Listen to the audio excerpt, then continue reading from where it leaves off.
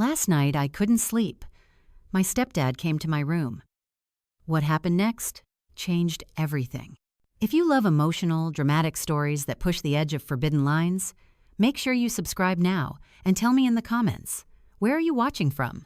The rain had started just after midnight, heavy and relentless, tapping against the glass in a rhythm too steady to ignore.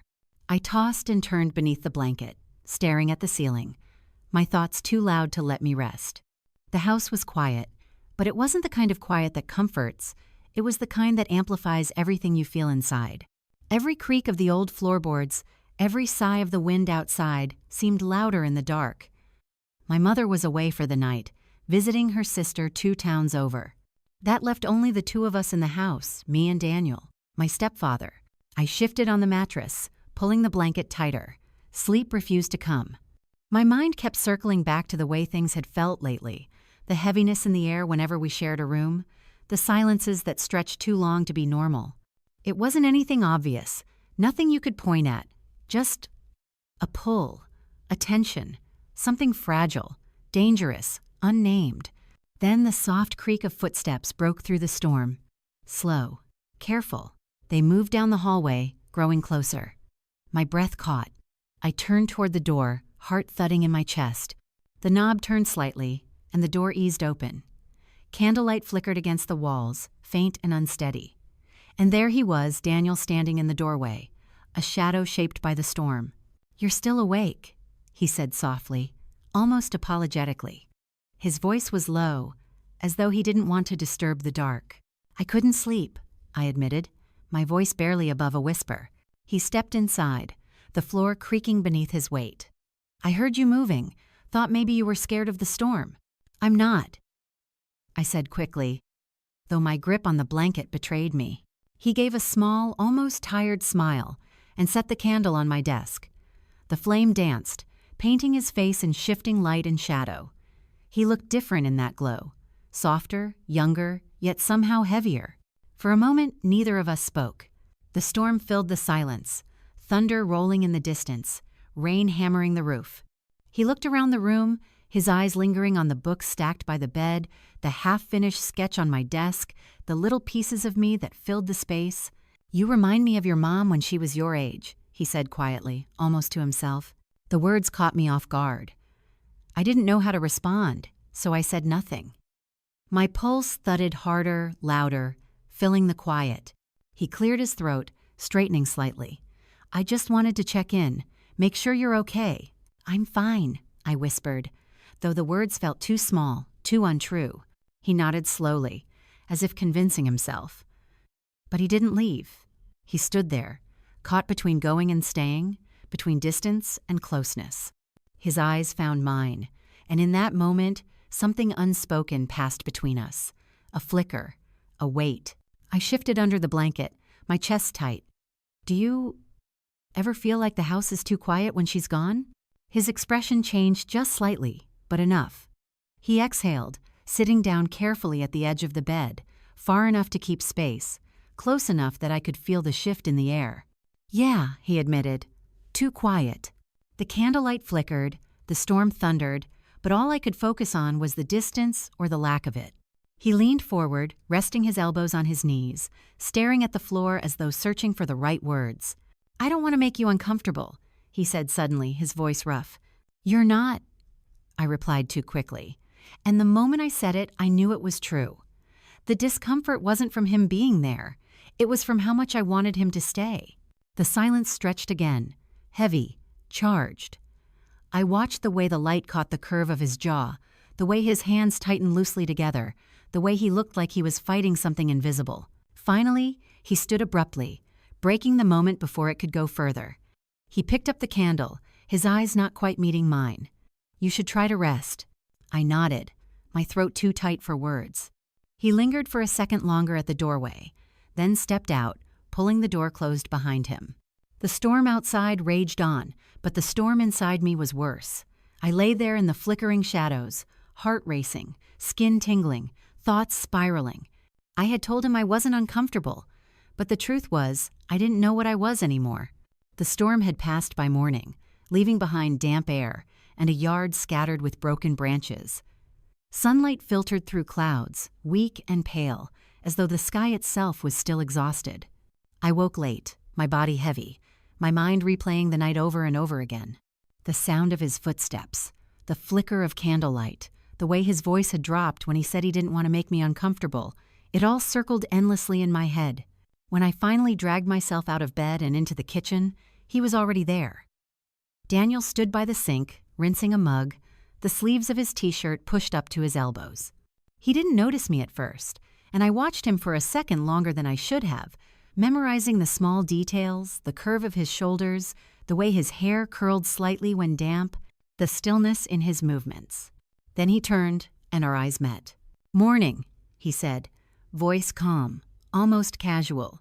"Morning," I replied, moving quickly to the fridge so he wouldn't see the way my face flushed. The silence that followed wasn't natural. It was deliberate, careful. He poured himself coffee, I poured juice, and we sat at opposite ends of the table. The clink of utensils against plates, the soft scrape of a chair, every sound felt magnified, exaggerated against the quiet. I tried to eat, but my appetite was gone. Every time I lifted my glass, I caught him glancing at me, only to look away just as quickly. It was as though we were strangers sharing a kitchen, both pretending not to notice the weight pressing down on us. Finally, I broke the silence. "Did you sleep?" His mug paused halfway to his lips. He set it down, eyes fixed on the table. "Not much." "Me neither," I admitted. Our eyes met again, brief but heavy, before retreating back into the safety of our plates. The rest of the day stretched long. I tried reading, but the words blurred. Tried watching television, but nothing stuck. I wandered from room to room, restless, unsettled. Every corner of the house reminded me of him. His tools in the garage, his jacket hanging by the door, his footsteps echoing faintly down the hall. In the afternoon, I found myself in the living room, flipping through an old photo album. The pictures blurred together. Birthdays, holidays, smiling faces frozen in time. My mother laughing, me with missing teeth, Daniel in the background holding a plate of food. He had always been there, steady, constant, a figure I had never really seen until now. I didn't hear him enter, but I felt it. The air shifted. I looked up, and he stood at the doorway, hesitating. "Mind if I sit?" he asked softly. I shook my head, sliding the album a little closer between us. He lowered himself onto the couch, careful to leave space, though the space felt too small. We turned the pages together, our shoulders almost brushing. "That was your 12th birthday," he said, pointing at one picture. "You begged for that cake for weeks." I laughed lightly, surprised by the memory. "It was too sweet. I didn't even finish it." He smiled faintly, and for a moment the tension lifted. We were just two people sharing old memories. But then his hand brushed the edge of the page, grazing mine. A small thing, a nothing. And yet it sent a jolt through me, quick and sharp. I pulled back instinctively, my breath catching. He noticed. Of course he noticed. His smile faded, replaced by something quieter, heavier. "Emily," he said slowly, my name strange and tender on his tongue. I looked at him, heart pounding, throat tight. "Yeah?" But he didn't finish. He closed the album abruptly and stood. I should get some work done outside. And just like that, the moment ended. I sat there alone, staring at the closed album, my hand still tingling where his had brushed. The silence he left behind was louder than any words he could have spoken. That night at dinner, my mother filled the air with chatter about her trip, her laughter bright and easy. Daniel responded with nods and small smiles, his usual quiet self. I played along, pushing food around my plate, pretending I wasn't unraveling inside. But every time I glanced up, I caught him watching me. Not for long, not enough for anyone else to notice, but enough. Always enough. Later, lying in bed, I stared at the ceiling again. The storm was gone, but inside me, the tension hadn't lifted. If anything, it had grown heavier. And I knew last night wasn't the end of anything. It was only the beginning. The next morning began like any other, but nothing about it felt ordinary. I woke to the smell of coffee drifting up the stairs, the faint clatter of dishes in the kitchen. My mother was humming, her voice rising and falling through the walls. For a moment, I almost convinced myself that everything was back to normal, that the night of the storm hadn't happened, that the silence the morning after hadn't weighed so heavily. But when I walked into the kitchen, the truth hit me. Daniel was standing by the counter, buttering toast, his movements precise, almost mechanical. He looked up briefly as I entered, his eyes flicking toward me before retreating. Just enough to remind me that he hadn't forgotten either. "Morning," he said, voice steady. "Morning?" I forced a small smile sitting down at the table. The silence that followed wasn't filled by my mother's chatter. She was on the phone in the other room, laughing at something her sister had said. That left just the two of us, and the air felt too tight, too fragile. I reached for the carton of juice, but so did he. Our hands brushed, quick and accidental, but the contact jolted through me like static. I froze, staring at the glass in my hand, while he cleared his throat and stepped back. Neither of us mentioned it. We ate quietly, the scrape of utensils loud in the stillness. Every glance felt too long, every gesture too deliberate. By the time my mother returned, I was already on edge.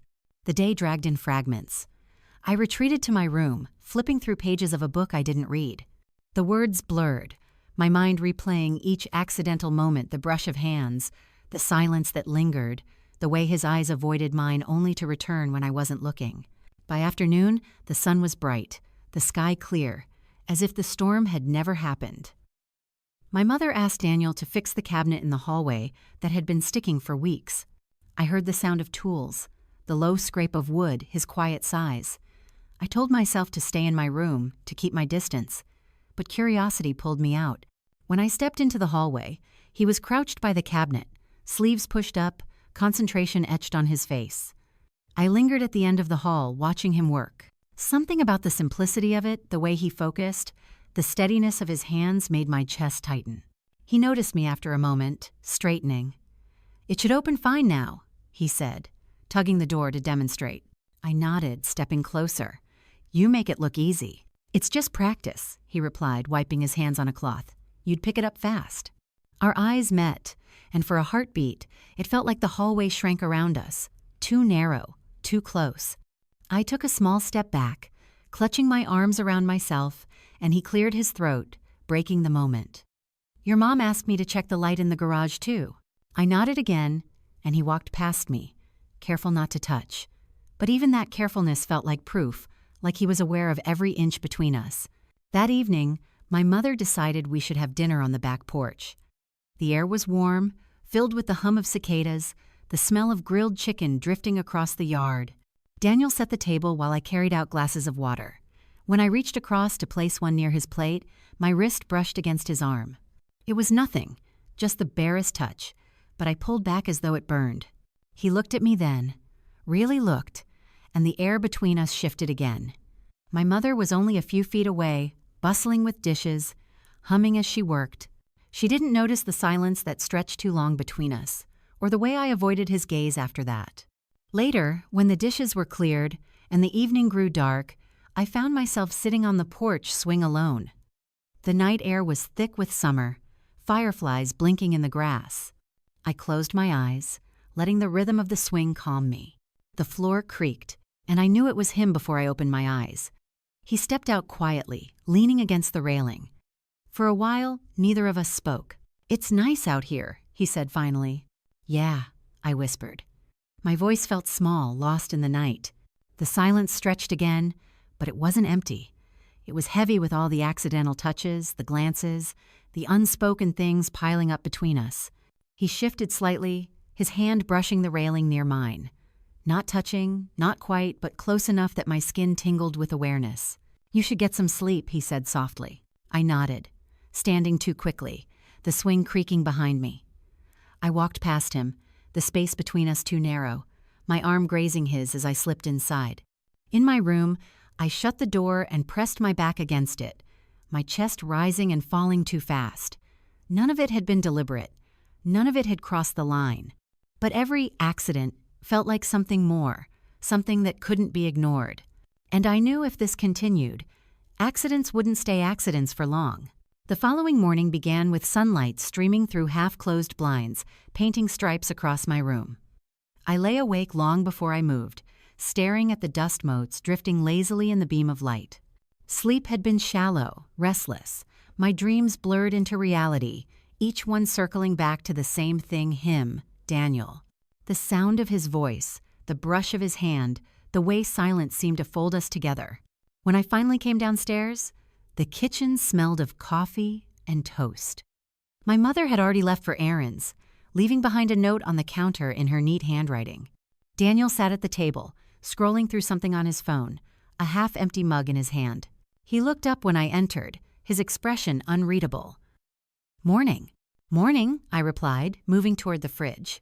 The silence was familiar now, but heavier than before. I poured juice, sat across from him, and for a long time neither of us spoke. The hum of the refrigerator, the ticking of the clock, every sound seemed to push us closer to the words we weren't saying. Finally, he set his phone down and rubbed his temple. "We can't keep whatever this island." The words landed like a stone in my chest. I froze, my glass halfway to my lips.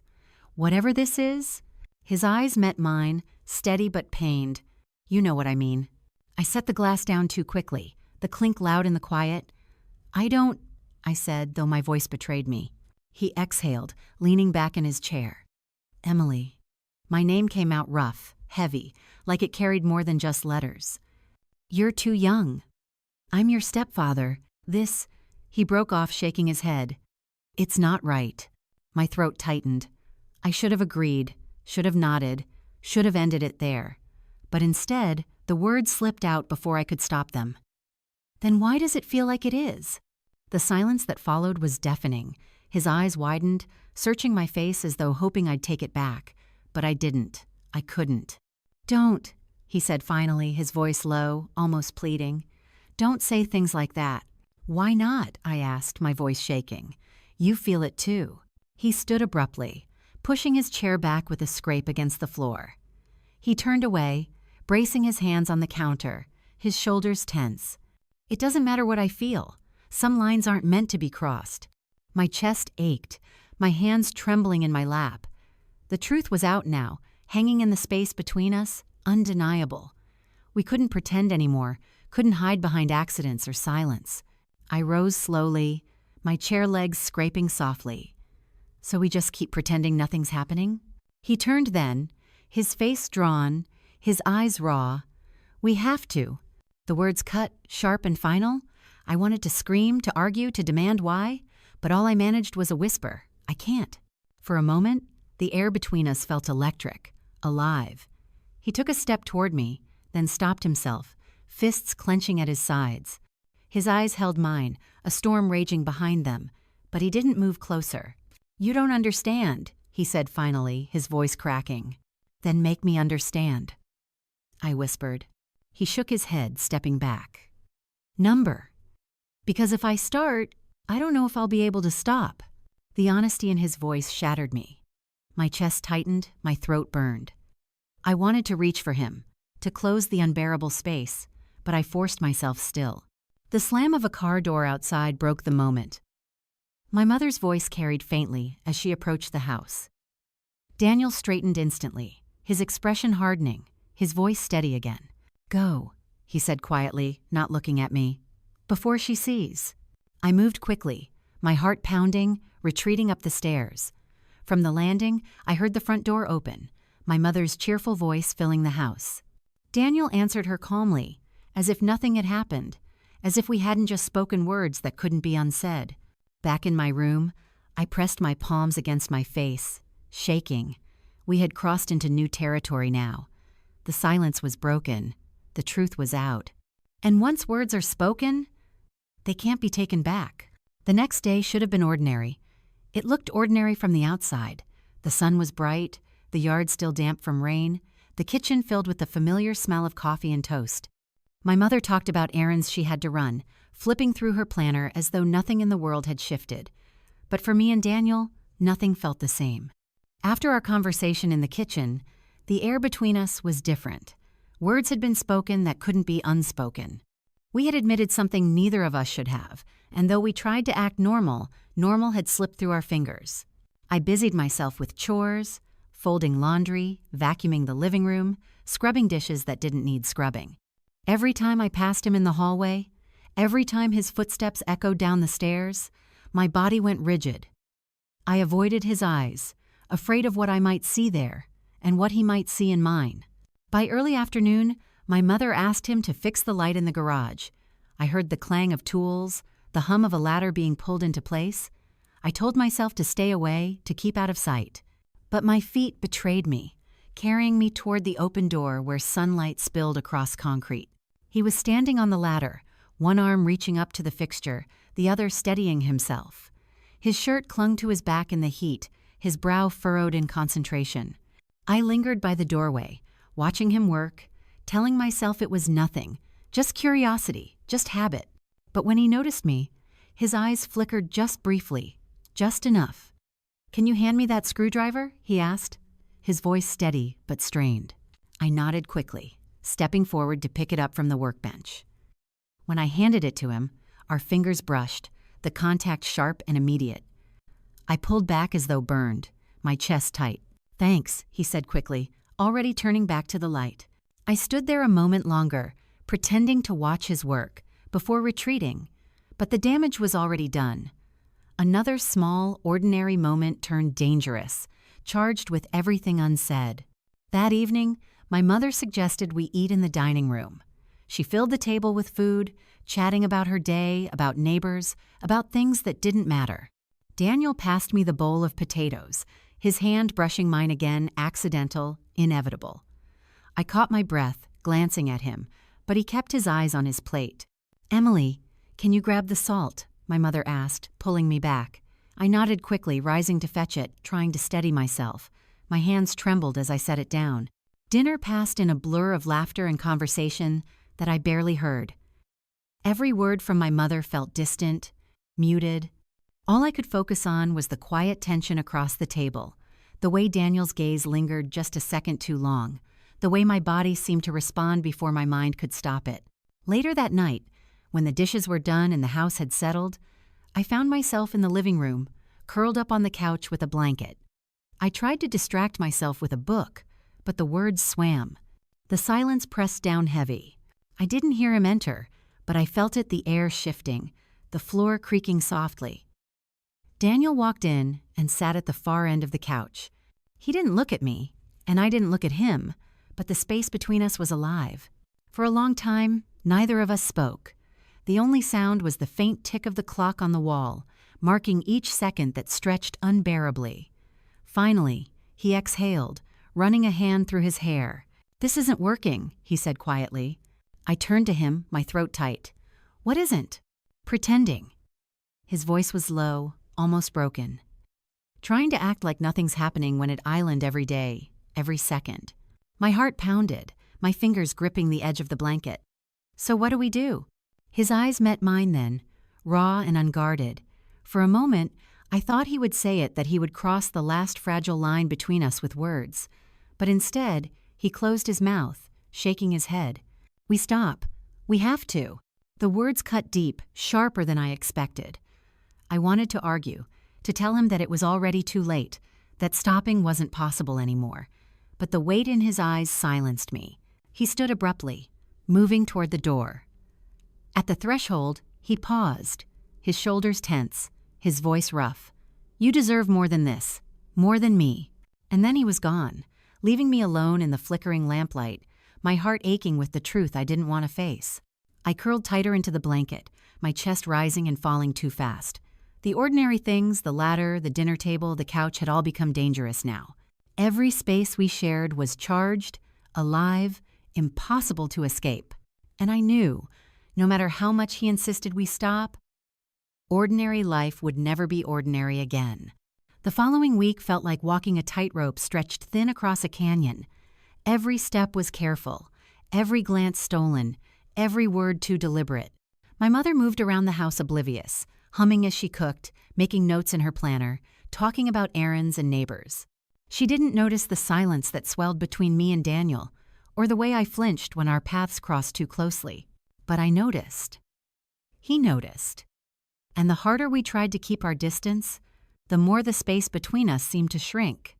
One evening, the air was thick with summer heat, the kind that clung to skin and made the house feel smaller than it was. My mother was at her book club, leaving the two of us alone. I tried to stay in my room, but the stifling heat drove me downstairs in search of air.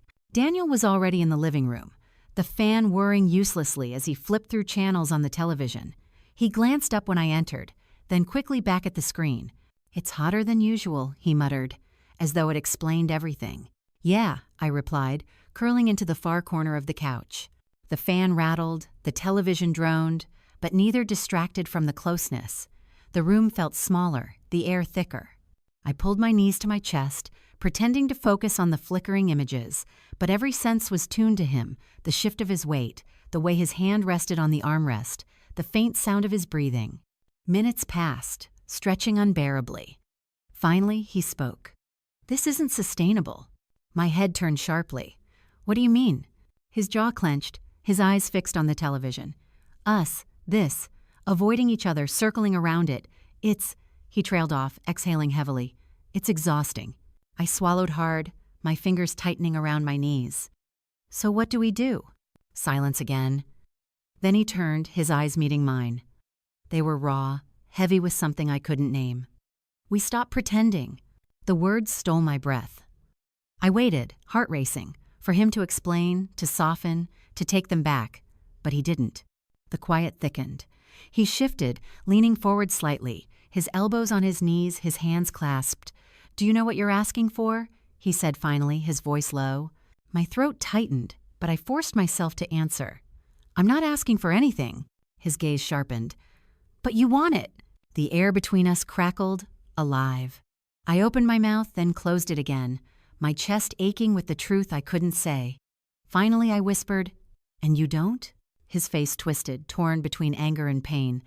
That's not the point. But it was. We both knew it. The space between us had shrunk to nothing, the distance impossible to maintain. A knock at the door jolted us both.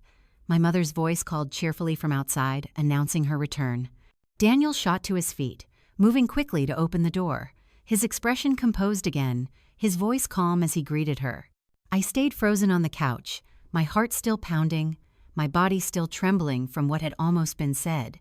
Later that night, when the house had gone quiet again, I lay awake staring at the ceiling. His words replayed over and over. We stopped pretending. It terrified me. It thrilled me. And deep down, I knew the space between us was gone for good. The days that followed felt like holding my breath underwater, every second stretched thin, every movement measured, every word caught between restraint and confession. The house carried on as though nothing had changed. My mother cooked dinners, folded laundry, and asked about my plans for the week. She didn't notice the tension, or maybe she didn't want to, but I did. And so did Daniel. The silence between us wasn't empty anymore. It was a wall made of glass, transparent but unbreakable, keeping us both on edge. One evening, the sun was low, painting the living room in orange and gold. My mother had gone to visit a neighbor, leaving us alone again. I tried to stay upstairs, but the pull was too strong. When I came down, he was there sitting on the couch, staring at the floor like the weight of the world sat on his shoulders. He looked up when I entered, his expression tight. "Emily?" he said, my name heavy on his tongue. I froze by the doorway. "Yeah?" He stood abruptly, running a hand through his hair. "We need to talk." The words sent a shiver down my spine. I nodded, stepping closer, though my heart hammered in my chest. He exhaled sharply. Whatever's happening, it has to stop." I swallowed hard. "You've said that before." "I mean it," he insisted, his voice louder now. He paced across the room, his hands clenched. "This is dangerous. For you, for me, for your mom. If she ever knew—" "She doesn't—" I cut in, my voice trembling. "She won't." "That's not the point," he snapped, then closed his eyes, forcing himself calm. When he spoke again, his voice was softer. "You deserve a normal life. Someone your own age. Not—" He trailed off, shaking his head. "Not you," I finished quietly. His eyes opened, locking on mine. Pain flickered there, sharp and undeniable. "Exactly." I took a step closer, my hands trembling at my sides. "But what if I don't want normal? What if I just want—" I stopped, the word caught in my throat. His face tightened, as though bracing for impact. "Don't say it." "Why not?" My voice broke. "You feel it too." The silence that followed was louder than thunder. He stared at me, breathing hard, his jaw clenched. For a long time, neither of us moved. Then, Finally, he spoke. I do. The confession hit like a spark, igniting everything I'd tried to bury. My breath caught, my chest tightening. Then why are we fighting it? Because it's wrong, he said hoarsely. Because once we cross that line, there's no going back. I stepped closer still, until the space between us was almost gone. My voice was barely a whisper. We already have. His eyes closed, his shoulders sagging under the weight of it. For a moment, I thought he might give in, that he'd reach for me, that the storm would finally break. But then he stepped back, retreating, his voice raw. You don't understand what this could do to us, he said. To your mom, to everything. Tears pricked my eyes, but I forced them back. Then tell me what to do. Tell me how to stop feeling this. His hands clenched, his jaw tight. If I knew, don't you think I would have by now? The silence stretched again, thick and suffocating. I wanted to scream, to cry, to shake him, until he admitted what we both knew, that stopping wasn't possible anymore. The sound of the front door opening shattered the moment. My mother's cheerful voice floated in, calling our names. Daniel straightened instantly, his expression smoothing, his voice steady. I'll help her with the groceries, he said quickly, moving toward the door before I could respond. I stood frozen in the middle of the living room, my heart racing, my body trembling. His words echoed in my head, I do. It was the first time he had admitted it out loud. And it changed everything. The storm didn't come from the sky this time. It was inside the house, inside me, inside the silence that had been broken but not resolved. After Daniel admitted the truth, after those 2 words, I do, everything felt heavier. Every glance lingered too long, every brush of air between us too sharp. That night, the power went out. It happened suddenly, with a loud crack outside and then darkness swallowing the house whole. My mother had already gone to bed, her snores faint from down the hall. I stood in my room, heart racing, listening to the quiet hum of the world without electricity. A knock came at my door, soft but firm. Emily? His voice was low, cautious. Yes? The power's out. I lit a few candles in the living room, safer than using flashlights. Come down so you're not in the dark alone. I hesitated, my hand on the doorknob. Part of me wanted to stay, to avoid him, to keep the fragile boundary intact. But another part, the part that had been restless since his confession, pulled me forward. When I stepped into the living room, candles flickered on the coffee table, their glow soft and unsteady. Daniel was sitting on the couch, shadows dancing across his face. He looked up, his eyes catching the light, and for a moment the room felt unreal, like we were the only 2 people left in the world. Sit, he said gently, patting the cushion beside him. I did, careful to leave space, but in the candlelight, even space felt too intimate. The room hummed with silence, the kind that presses against your skin until you can't ignore it. We sat like that for a long time, the storm of silence building between us. Finally, I whispered, Do you regret saying it? He turned slowly, his eyes meeting mine. What? That you feel it too. His breath caught. For a second, I thought he might deny it, pretend again, but instead, he leaned back, his voice rough. Number, I don't regret it. I regret that I ever let it slip, but I don't regret the truth. The words struck me hard, leaving me breathless. My hands tightened around the edge of the blanket draped across my lap. Then what are we supposed to do? His jaw clenched, his eyes searching mine as though the answer was hidden there. Nothing, he said firmly, though his voice trembled. We do nothing. I shook my head, my chest aching. We already crossed the line. Pretending won't change that. Silence again, thick and unbearable. He reached for the candle, adjusting it slightly, though it didn't need adjusting. His hand brushed mine just barely, but enough. I froze, staring at the place our skin had touched. Neither of us moved. The air tightened. His hand lingered, warm, steady, deliberate. Not an accident this time, not a mistake. My breath caught. Daniel, don't, he whispered, though he didn't pull away. I wanted to move, to stand, to break the spell, but my body betrayed me, leaning closer instead. The warmth of his hand spread through me, igniting something I couldn't control. Finally, he pulled back sharply, standing so quickly the candle flickered. He paced the room, his voice hoarse.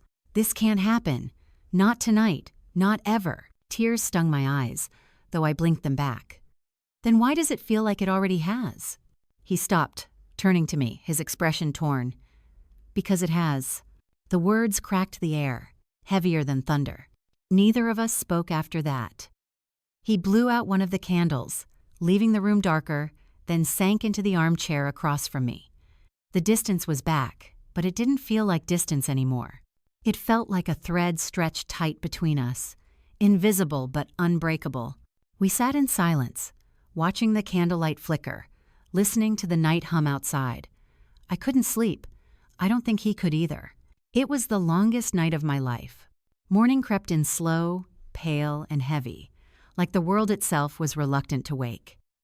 I lay in bed staring at the ceiling, the memory of candlelight still flickering in my mind. The longest night hadn't ended with words or resolution, only silence. But it wasn't the silence of denial anymore. It was the silence that comes after something has already changed. Downstairs, I heard the faint sound of footsteps, the clink of dishes, the ordinary rhythm of breakfast. My mother's voice floated through the air, cheerful and light, as though the world hadn't shifted beneath our feet. I forced myself up, pulling on a sweater, though the air wasn't cold. My body felt heavy, my chest tight with the weight of everything unspoken. When I entered the kitchen, Daniel was at the stove, flipping eggs, while my mother chatted about errands she wanted to run later. He looked up briefly as I walked in, his gaze catching mine for half a second before sliding away. I sat at the table, my hands tight around a glass of juice, pretending not to notice. The morning carried on like nothing had happened. Plates were passed, laughter filled the air, the clatter of forks and knives masked the silence only we could hear. My mother didn't see it the way his hand trembled slightly as he set down a plate, the way I avoided his gaze, the way the room seemed too small for the three of us. After breakfast, my mother left for the store, humming as she grabbed her keys. The moment the door closed, the silence returned sharp, suffocating. Daniel stood at the sink, rinsing dishes that didn't need rinsing. I sat frozen, the tension pressing against my skin. Finally, I spoke. "Last night," my voice cracked, too soft. He didn't turn around. "We shouldn't talk about it." "But we have to," I whispered, standing slowly. "We can't keep pretending." He dried his hands on a towel, then finally turned.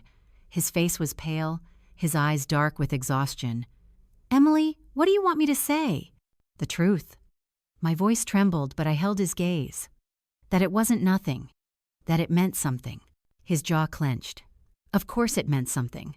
That's the problem. I swallowed hard, my throat burning. "Then why are we acting like it didn't happen?" He stepped closer, not touching, but near enough that I could feel the heat radiating from him. His voice dropped, raw and quiet. "Because if we admit it, if we give in, there's no undoing it, and once your mother sees, she doesn't have to." I cut in, my chest heaving. "She doesn't need to know." He shook his head, pained. "Secrets don't stay secrets, and this one could ruin everything." I stared at him, my heart breaking under the weight of his words. "Then what do we do?"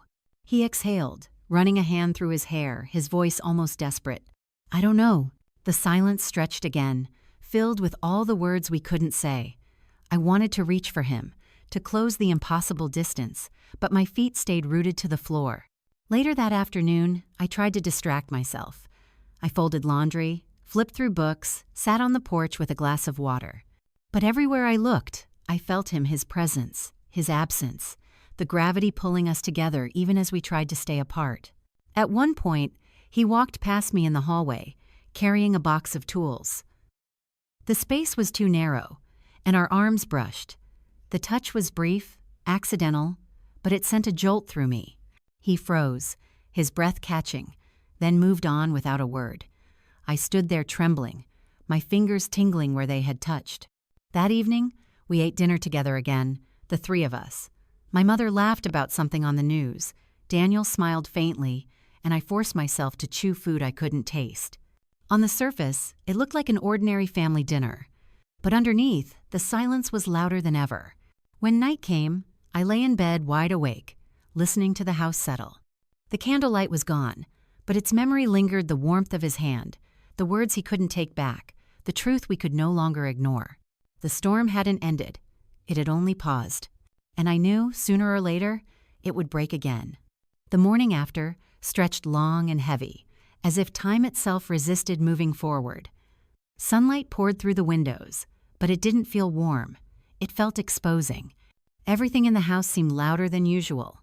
The ticking of the kitchen clock, the hum of the refrigerator, the soft shuffle of footsteps.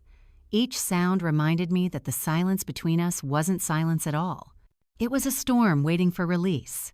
Daniel moved around the kitchen, his back to me, his motions too careful, too deliberate. My mother chatted about errands and recipes, completely unaware of the war happening in the quiet spaces between her words. I sat at the table, nodding when I was supposed to, smiling when I had to. But inside, I was unraveling. By afternoon, my mother had left for a weekend trip her sister had called, asking for help. The moment the door closed behind her, the air shifted. The house seemed to hold its breath. Daniel stood by the window, staring out at the yard, his hands shoved deep into his pockets. I hovered by the kitchen counter, twisting my fingers together. Finally, he spoke, his voice low. "This has to end." The words cut, sharp and final, but they didn't surprise me. We'd circled this moment for days, weeks. "You've said that before," I whispered. "This time, I mean it." He turned, his eyes raw. "Emily, if we don't stop now, we'll cross a line we can't come back from." I stepped closer, my chest tight, my voice shaking. "What if we already have?" His face twisted, pain flickering across it. He didn't answer. He didn't have to. We both knew the truth. The silence thickened. I moved past him, toward the living room, unable to bear the weight of his gaze. But he followed, his footsteps slow, deliberate. When I turned, he was there too close, too real. "You don't understand what this could do," he said, his voice breaking. "Then explain it to me," I whispered, "because all I know is how I feel, and I can't make it stop." He closed his eyes, his jaw tight. Neither can I. The confession hung in the air, heavier than thunder. For a long moment, we just stood there, caught in the pull that had been growing for so long. I could hear my heartbeat in my ears, feel the trembling in my hands. Then he stepped back suddenly, his voice hoarse. "We can't." I swallowed hard, blinking back tears. "But you want to." His silence was the only answer I needed. The rest of the day passed in fragments. We stayed in separate rooms, avoiding each other but never escaping. The air between us buzzed, charged, as though the walls themselves held the tension. That night, I sat on the porch, the summer air heavy, the crickets singing in the grass. The house behind me glowed with lamplight, shadows moving inside. Daniel stepped out quietly, his footsteps soft against the wood. He didn't sit beside me. He leaned against the railing instead, his face hidden in shadow. For a long time we didn't speak. The night wrapped around us, thick and alive. Finally he said, "I don't know how much longer we can keep this up." "Then we don't," I replied softly, though my voice trembled. He turned toward me then, his eyes dark, searching. "And what happens after that?"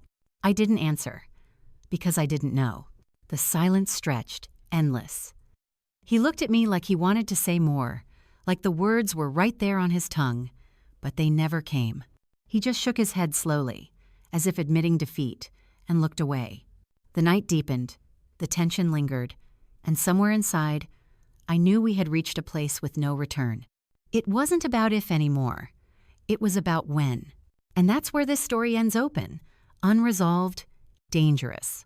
Tell me in the comments, where are you watching from? And don't forget to subscribe so you never miss the next story that will keep you awake at night.